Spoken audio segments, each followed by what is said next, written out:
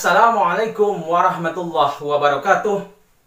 Rekan-rekan guru, khususnya guru pendidikan agama Islam dan budi pekerti jenjang sekolah menengah pertama.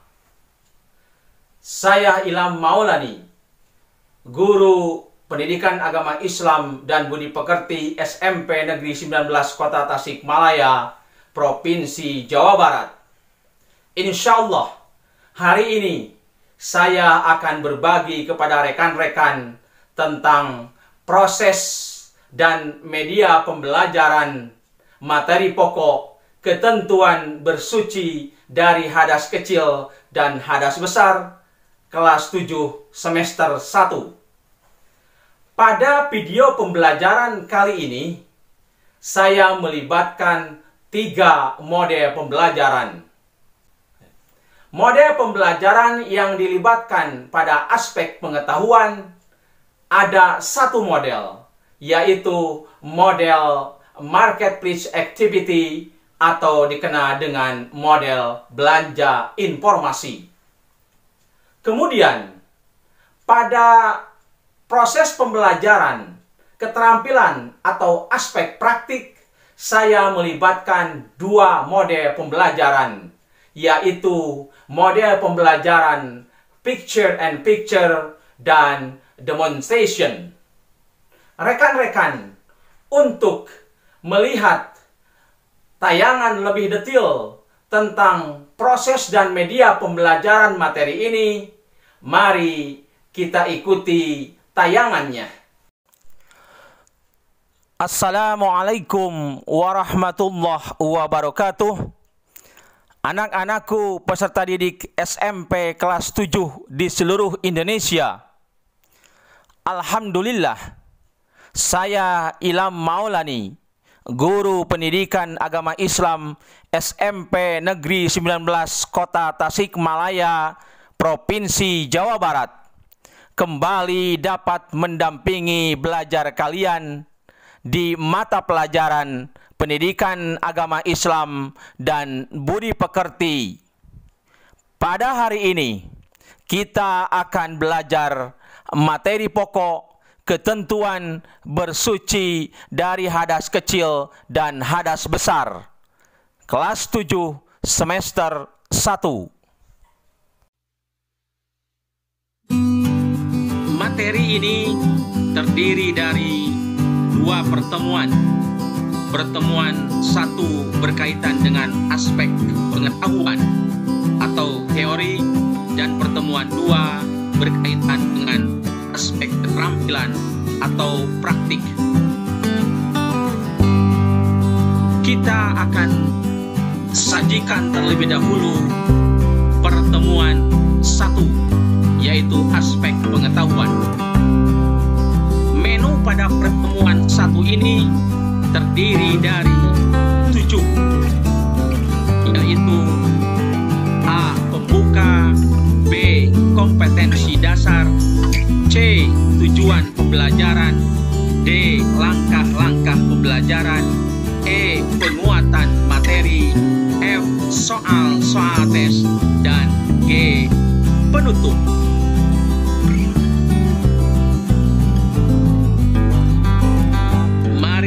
Kita buka pertemuan 1 ini dengan berdoa dan membaca Al-Quran surat Al-Alaq.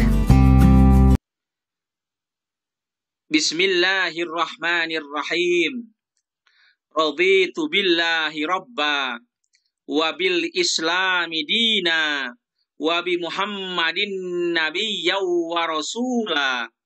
Rabbi zidni ilma warzuqni fahma.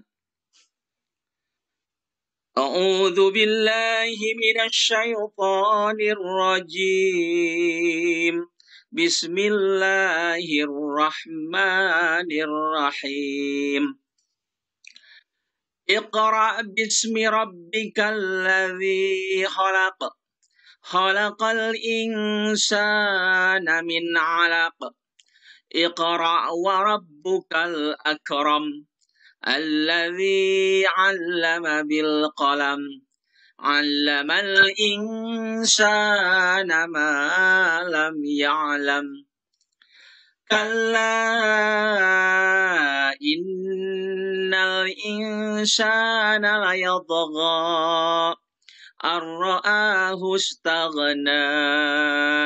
Inna ila rabbika ruj'a.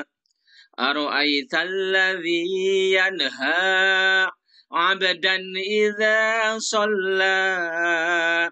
Ara'aita in kana 'alal huda aw amara bittaqwa. Ara'aita in kadzdzaba wa tawalla. Alam ya'lam bi anna Allaha yara. Kalla la illam yantahi lanasfa'an bin nasiyah. Nasiyatin kadibatin khati'ah. Falyad'u nadiyah. Sanad'u zabaniyah. Kalla la tuti'ahu wasjud waqtarib.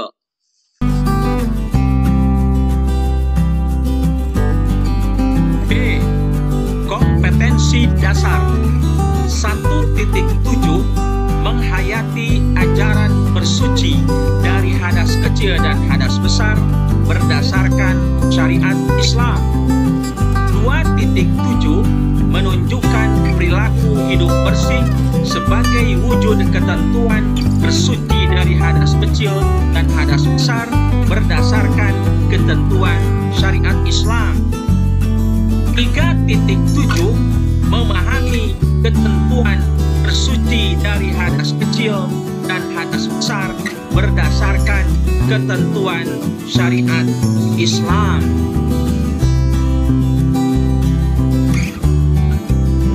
C. Tujuan pembelajaran. Melalui model pembelajaran belanja informasi atau marketplace activity, peserta didik mampu 1. Menyebutkan arti toharoh dengan tepat. 2. Membedakan antara hadas dan najis dengan tepat. 3. Menjelaskan 3 macam najis dengan benar. 4. Menyebutkan macam-macam hadas dengan tepat. 5.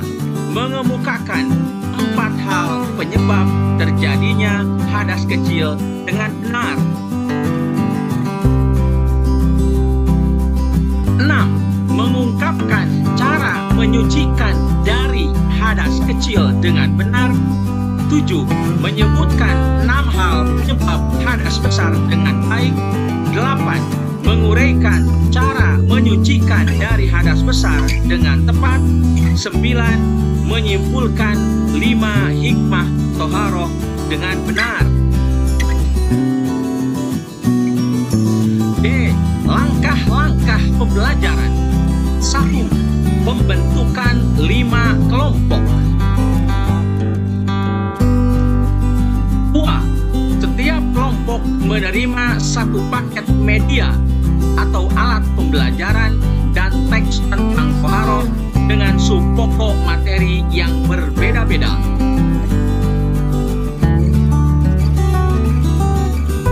3.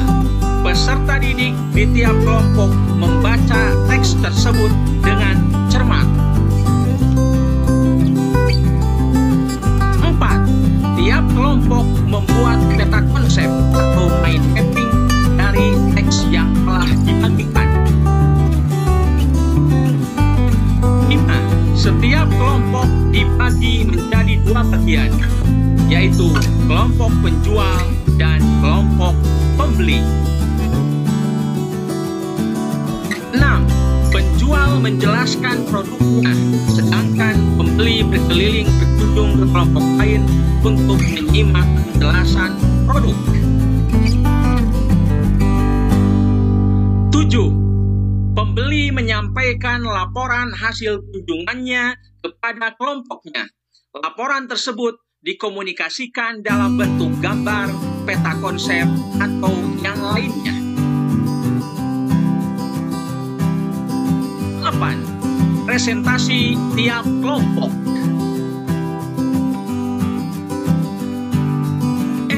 Penguatan materi. Penguatan materi ini terdiri dari 11 pembahasan. 1. Pengertian toharoh, najis dan hadas. 2. Macam-macam najis dan maknanya. 3. Macam-macam hadas. 4. Penyebab hadas kecil. 5. Cara menyucikan hadas kecil.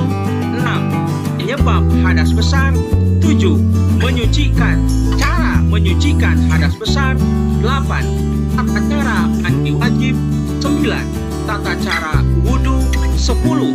Tata cara tayamum. 11. Hikmah toharoh.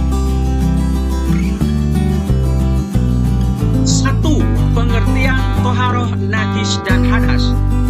Toharoh artinya bersuci dari najis dan hadas. Najis adalah kotoran yang menjadi sebab terhalangnya seseorang untuk beribadah kepada Allah Subhanahu wa Ta'ala. Hadas adalah keadaan tidak suci pada diri seorang muslim yang menyebabkan ia tidak boleh sholat, tawaf, dan lain sebagainya. 2. Macam-macam najis dan maknanya. Ada 3 macam najis, yaitu najis muhaffafah, najis mutawassillah, dan najis mughalladhah. A. Najis muhaffafah adalah najis yang ringan, seperti air seni bayi laki-laki yang belum berumur 2 tahun dan belum makan apapun kecuali air susu ibu atau ASI. Cara menyucikannya sangat mudah, cukup dengan membersihkan atau mengusapkan air yang suci pada permukaan yang terkena najis. B. Najis mutawassillah adalah najis pertengahan.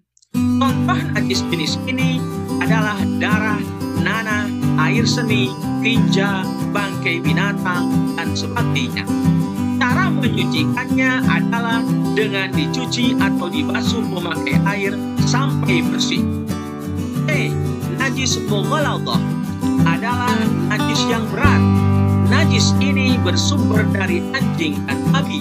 Cara menyucikannya melalui beberapa tahap, yaitu dengan membasuh sebanyak 7 kali memakai air, 1 kali diantaranya menggunakan air yang dicampur dengan tanah. 3. Macam-macam hadas. Hadas ada 2 macam, yaitu hadas kecil dan hadas besar. 4. Penyebab hadas kecil. Kita terkena hadas kecil apabila mengalami atau melakukan salah satu dari 4 hal, yaitu A. Keluar sesuatu dari kubul atau kemaluan dan dubur. B. Hilang akal. C. Bersentuhan kulit antara laki-laki dan perempuan yang bukan muhrim. D. Menyentuh kubul atau kemaluan dan dubur dengan telapak tangan. 5. Cara menyucikan hadas kecil. Cara menyucikan hadas kecil dengan berwudu. Apabila tidak ada air atau karena sesuatu hal, maka bisa dengan tayamum. 6. Penyebab hadas besar. Kita terkena hadas besar apabila mengalami atau melakukan salah satu dari 6 perkara, yaitu A. Berhubungan suami istri atau bersetubuh. B. Keluar mani. C. Haid atau menstruasi.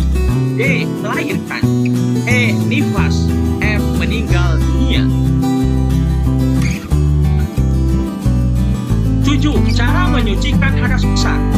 Cara menyucikannya adalah dengan mandi wajib, yaitu membasahi seluruh tubuh dari ujung rambut sampai ujung kaki. Apabila tidak ada air atau karena sesuatu hal, maka bisa dengan tayamum. 8. Tata cara mandi wajib. A. Niat. B. Membasuh kedua telapak tangan. C. Membasuh kemaluan. D. Berwudu. E. Mengguyur kepala dengan air sampai ke pangkal rambut. mencuci kepala dan menyela-nyela rambut. E. Membasahi seluruh tubuh mulai dari ujung rambut sampai ujung kaki serta membersihkannya. 9. Tata cara wudhu. A. Niat. B. Sunahkan mencuci kedua telapak tangan, berkumur-kumur dan membersihkan lubang hidung. C. Membasuh muka. D. Membasuh kedua tangan sampai siku. E. Mengusap kepala. F. Disunahkan membasuh telinga. E. Membasuh kaki sampai mata kaki. H. Tertib dilakukan secara berurutan. Dan I. Berdoa setelah wudhu. 10. Tata cara tayamum. A. Niat. B. Meletakkan telapak tangan ke debu yang suci. C. Mengusap muka. D. Mengusap telapak tangan kanan atau dapat pula mengusap tangan kanan sampai siku. E. Mengusap telapak tangan kiri atau dapat pula mengusap tangan kiri sampai siku. 11. Hikmah toharoh. A. Orang yang hidup bersih akan terhindar dari segala macam penyakit. B. Orang yang selalu menjaga wudhu akan bersinar wajahnya kelak saat dibangkitkan dari kubur. C.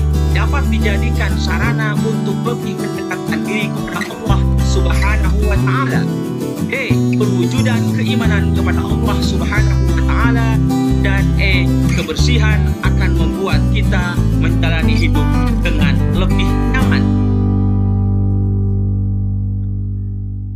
F. Soal-soal tes. Tes aspek pengetahuan materi ini menggunakan soal online dalam bentuk quizzes. Quizzes ini dapat diakses di alamat quizzes.com/join tanda tanya GC sama dengan 7381817.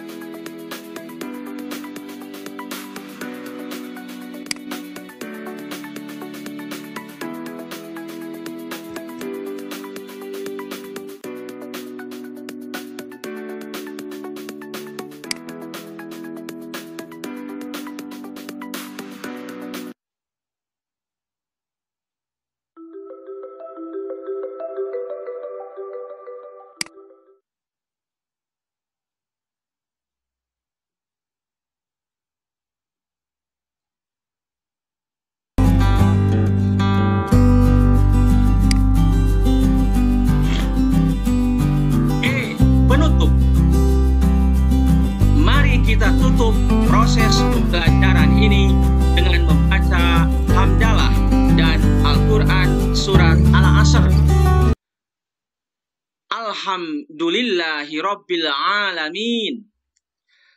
Bismillahirrahmanirrahim. Wal 'ashr innal insana lafi khusr illal ladzina amanu wa 'amilus salihati wa tawasaw bil haqqi wa tawasaw bis sabr. Shadaqallahul azim. Assalamualaikum warahmatullahi wabarakatuh.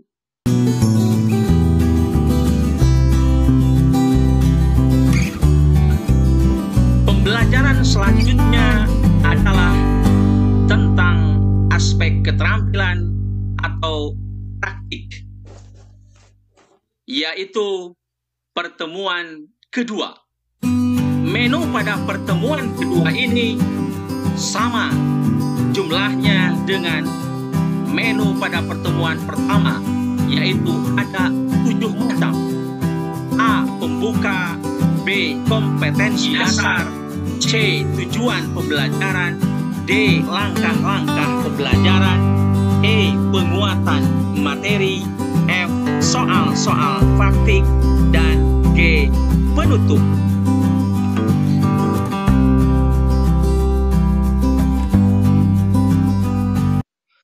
Pembuka. Anak-anakku, marilah kita buka pembelajaran aspek keterampilan atau praktik ini dengan membaca doa dan Al-Quran surat Al-Humajah.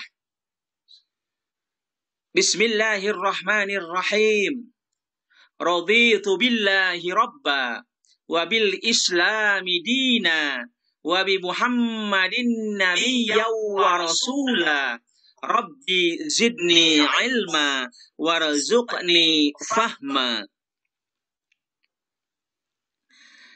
Bismillahirrahmanirrahim.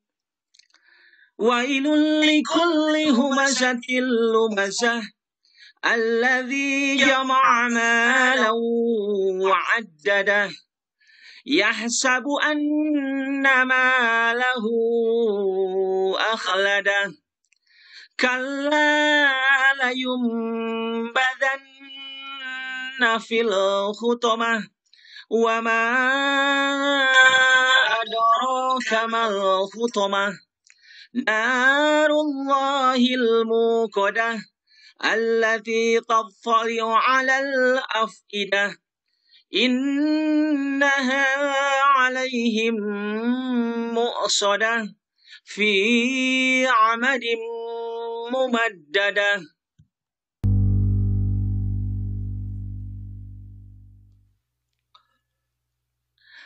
B. Kompetensi dasar. 1.7 menghayati ajaran bersuci dari hadas kecil dan hadas besar berdasarkan syariat Islam. 2.7 menunjukkan perilaku hidup bersih sebagai wujud ketentuan bersuci dari hadas kecil dan hadas besar berdasarkan ketentuan syariat Islam. 4.7 menyajikan cara bersuci dari hadas kecil dan hadas besar. C. Tujuan pembelajaran. Melalui model pembelajaran picture and picture dan demonstrasi, peserta didik mampu 1. Memperagakan cara wudhu secara berurutan. 2. Memperagakan cara mandi wajib secara berurutan. 3. Memperagakan cara tayamum secara berurutan. D. Langkah-langkah pembelajaran. 1. Pembentukan 5 kelompok. 2. Mengamati tayangan tentang tata cara wudhu, mandi besar, dan tayamum. Secara rinci, tata cara berwudu yang dikerjakan oleh Rasulullah SAW adalah sebagai berikut. Langkah pertama, membaca Bismillahirrahmanirrahim dengan niat yang ikhlas karena Allah, dan membasuh telapak tangan 3 kali. Langkah kedua, berkumur, mengisap air dan menyemburkannya 3 kali.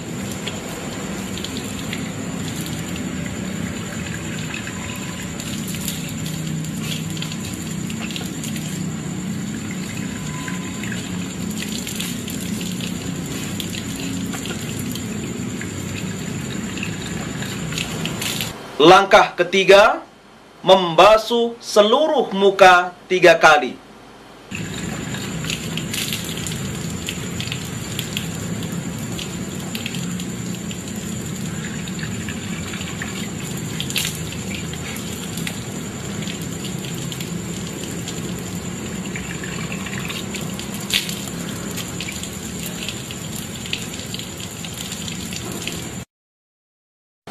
Langkah keempat, membasuh atau mencuci kedua tangan beserta kedua siku dengan menggosoknya 3 kali dengan mendahulukan tangan kanan.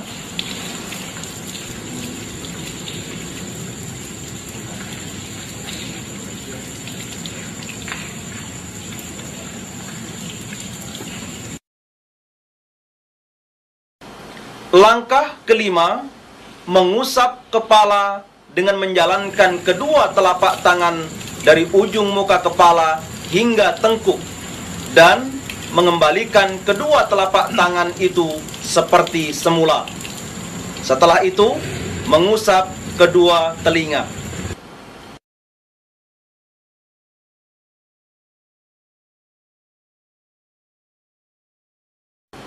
Langkah keenam, membasuh kedua kaki serta kedua mata kaki dengan menggosoknya sebanyak 3 kali dengan mendahulukan kaki kanan.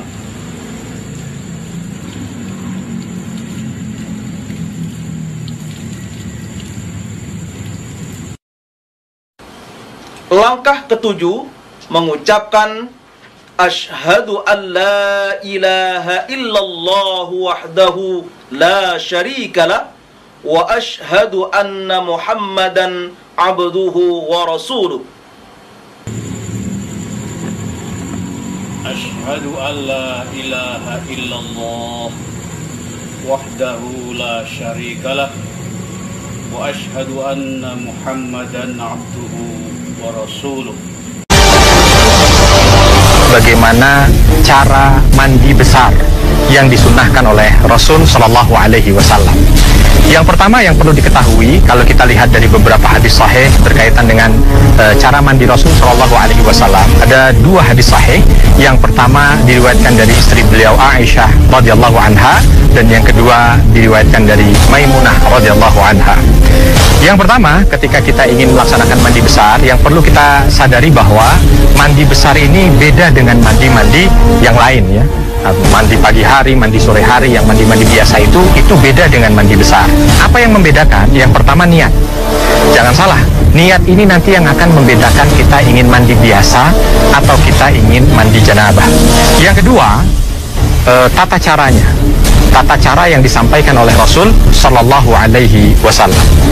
Yang pertama tentu ketika kita ingin melaksanakan mandi janabah, dalam hati kita berniat, ya Allah, saya ingin melaksanakan mandi janabah atau mandi besar di saat kita dalam keadaan junub ya. Setelah itu kita jangan lupa mengucapkan bismillah. Kalau di dalam kamar mandi, maka bismillah itu diucapkan di dalam hati ya, untuk menjaga adab ucapan kalimat Allah di dalam kamar mandi. Selepas itu kita ambil gayung dengan tangan kanan kita. Lalu kita ambil air. Kita cuci terlebih dahulu tangan kiri kita dengan air secukupnya. Jangan berlebihan. Setelah itu, lihat, tangan kiri memegang bagian atas ya, atau bagian ujung sini, nah boleh. Lalu miringkan ini dengan tujuan gagang yang dipegang ini tadi, kalau seandainya ada najis, dia pun bisa tersucikan dengan air yang mengalir di gagang tersebut ya. Dicuci. Ketika sudah selesai berarti kedua tangan ini sudah dalam keadaan suci karena sudah disucikan dengan air yang suci dan mensucikan. Selepas itu dalam hadis Maimunah disebutkan bahwa Nabi SAW ghasala farjahu, mencuci kemaluannya. Setelah itu yang kita lakukan adalah berwudu. Ya, setelah itu kita berwudu. Summa tawaddo'a wudu'ahu lis-shalah. Kalau dalam hadis yang diriwayatkan Aisyah, lalu beliau wudu seperti wudu beliau ketika ingin sholat. Jangan juga ada yang tertinggal dari bagian wudu ini. Walaupun mungkin kita nanti akan mandi, sama saja kan, nanti kan semua badan juga terkena air. Jangan.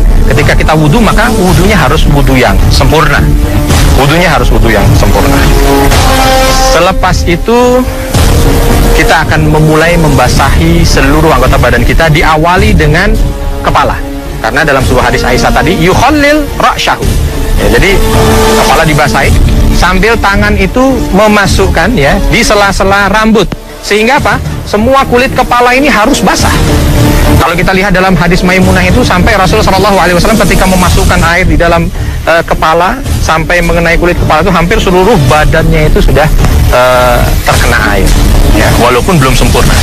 Ketika semua sudah, ya, di sini jangan menggunakan wangi-wangian terlebih dahulu atau sabun terlebih dahulu, karena kita mengawalinya dengan air yang suci dan mensucikan. Ya. Ketika kita yakin semua sudah, ya, baru setelah itu kita guyur sebahagian kanan kita terlebih dahulu. Kita guyur bagian kanan kita dari atas sampai bawah, pastikan semua air itu merata, ya, mengenai seluruh bahagian yang kanan. Nah, semua air merata. Ya. Jika sudah bahagian kanan, maka dilanjutkan dengan bahagian kiri. Dilanjutkan dengan bahagian kirinya, ya. Dan yakinkan bahwa semua air mengenai seluruh badan. Jangan ada yang tidak kena. Ya. Setelah selesai, dia mencoba untuk mengulangi guyuran bebas kanan kiri, ya. Yang terpenting dia harus yakin semua bagian badan itu dikenakan air, ya. Kalau seandainya yang terpenting itu lipatan-lipatan, lipatan tangan, lipatan ketiak, ya, lipatan selangkangan, mungkin nanti di siku, ya, di lutut, semuanya harus kena betul. Nah, begitu dia sudah yakin semuanya sudah terkena air, ya, maka berikutnya disunahkan untuk mengenakan wangi-wangian. Kalau kita sekarang mungkin boleh mengenakan sabun, ya. Ketika semua diratakan dengan sabun, kalau ingin menggunakan sampo, silahkan menggunakan sampo, ya. Ini sunnah bukan wajib, jangan salah kaprah, ya. Lalu menggunakan sampo selesai, baru setelah itu digerujuk sekali lagi. Nah, ketika sudah digunakan wewangian itu, maka dia harus yakinkan semuanya bersih, ya. Yakinkan semuanya bersih. Ketika sudah yakin semuanya sudah bersih, maka tutorial mandi yang disunahkan dan diajarkan oleh Rasul SAW kepada kita sudah selesai. Ini yang disunahkan oleh Rasul SAW. Jadi bukan hanya sekedar mandi yang jebar-jebur, ya, atau hanya sekedar mandi yang seperti mandi dia di pagi dan sore hari, tidak. Walaupun memang kalau kita lihat dari arti mandi adalah ta'mimul jasad bilma, meratakan seluruh badan ini terkena dengan air. Kalau seandainya dia mandi jebar-jebur, semua sudah terkena air, insya Allah sudah sah mandinya. Hanya saja pahala sunnahnya yang dia tidak dapat. Tapi kalau seandainya dia melakukan seperti apa yang tadi diajarkan dari Rasul melalui hadis Aisyah radhiyallahu anha dan Maimunah radhiyallahu anha, maka insya Allah itu jauh lebih baik karena mengikuti sunnah Rasul sallallahu alaihi wasallam. Sekarang ada dua cara dalam tayamum. Sepakat yang dibasuh cuma dua, yang diusap cuma dua. Satu bagian wajah. Antum gini tangan, teman-teman. Kemudian bisa ditempelkan di tempat yang ada debunya. Gini. Setelah itu, lihat baik-baik. Bisa antum kemudian tepuk begini. Ya, ini untuk menghilangkan debu-debu kasar yang ada menempel di tangannya, telapak tangannya. Atau kemudian antum tiupkan. Ya. Ini juga untuk menghilangkan yang kasar-kasar mungkin menempel. Baru kemudian pertama antum usapkan bagian wajahnya. Bisa seperti ini. Jelas? Bisa sekali cukup, ya, sekali cukup untuk antum kemudian usapkan. Yang kedua, ambil lagi, tempelkan, kemudian tepuk seperti ini, atau tiupkan, lalu kita kemudian basuhkan bagian tangan. Boleh kemudian sampai ke siku di sini, ya. Dalam kondisi tertentu bisa kemudian sampai telapak di sini, khususnya terkait dengan perempuan. 3. Peserta didik di tiap kelompok memperhatikan peragaan wudhu, mandi besar, dan tayamum oleh guru.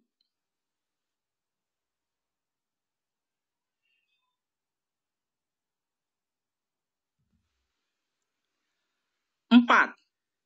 Setiap kelompok mendapatkan paket gambar tentang wudhu, mandi besar, dan tayamum, lalu berlatih mengurutkan gambar secara berurutan sesuai dengan pemahaman mereka tentang gambar tersebut. Mereka sendiri yang menentukan judul tentang urutan gambar-gambar itu. 5. Dengan arahan guru, setiap kelompok berlomba atau berkompetisi mengurutkan gambar-gambar tentang wudhu, mandi besar, dan tayamum. Kelompok yang paling cepat dan tepat dalam mengurutkannya diberikan reward atau penghargaan. 6. Setiap kelompok berlatih mempraktikkan wudhu, mandi besar, dan tayamum.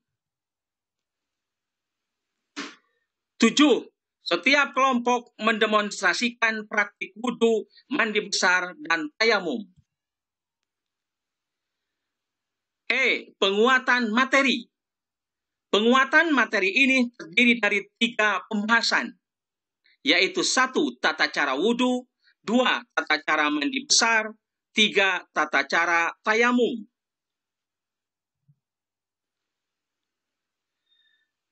1. Tata cara wudhu terdiri dari 8 gerakan. 1. Membasuh kedua telapak tangan. 2. Berkumur-kumur. 3. Membersihkan lubang hidung. 4. Membasuh muka. 5. Membasuh kedua tangan sampai siku. Tentu terlebih dahulu tangan kanan, lalu tangan kiri. 6. Mengusap kepala. 7. Mengusap telinga. 8. Membasuh kedua kaki sampai mata kaki. Kaki kanan terlebih dahulu, lalu kaki kiri. 2. Tata cara mandi wajib atau mandi besar. 1. Mencuci kedua telapak tangan. 2. Membersihkan kemaluan dan kotoran. 3. Berwudu dengan sempurna. 4. Mengguyur kepala dengan air sampai ke pangkal rambut. 5. Mencuci kepala dan menyela-nyela rambut. 6. Mengguyur air pada seluruh badan dari bagian kanan, lalu bagian kiri. Diteruskan dengan membersihkannya. 3. Tata cara tayamum. 1. Menghadap kiblat dan berniat untuk melakukan tayamum. 2. Mengambil atau menyentuhkan kedua telapak tangan ke dalam debu yang suci, kemudian ditepukan 1 kali atau ditiup. 3. Kedua telapak tangan tersebut diusapkan ke muka atau wajah. 4. Ada yang berpendapat mengusap tangan kanan dari ujung jari sampai siku, kemudian mengembalikan lagi dengan cara diputar ke bawah sampai ujung jari telapak tangan, lalu diteruskan dengan mengusap tangan kiri seperti yang dilakukan pada tangan kanan. Ada juga yang berpendapat bahwa cukup mengusap telapak tangan kanan dan telapak tangan kiri. Jadi tidak sampai siku. Cukup belakang telapaknya dan depan telapaknya, telapak tangan kanan dan tangan kiri.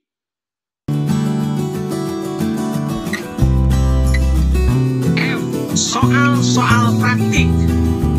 Nomor 1. Peragakan cara wudhu secara berurutan. Nomor 2. Peragakan cara mandi wajib secara berurutan. 3. Peragakan cara tayamum secara berurutan.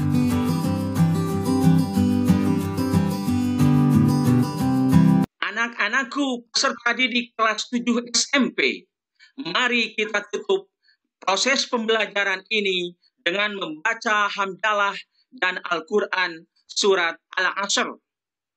Alhamdulillahirabbil alamin. Bismillahirrahmanirrahim. Wal 'asr. Innal insana lafi khusr. Illal ladzina amanu wa 'amilus salihati wa tawasaw bil haqqi wa tawasaw bis sabr. Shadaqallahul azim. Assalamualaikum warahmatullahi wabarakatuh.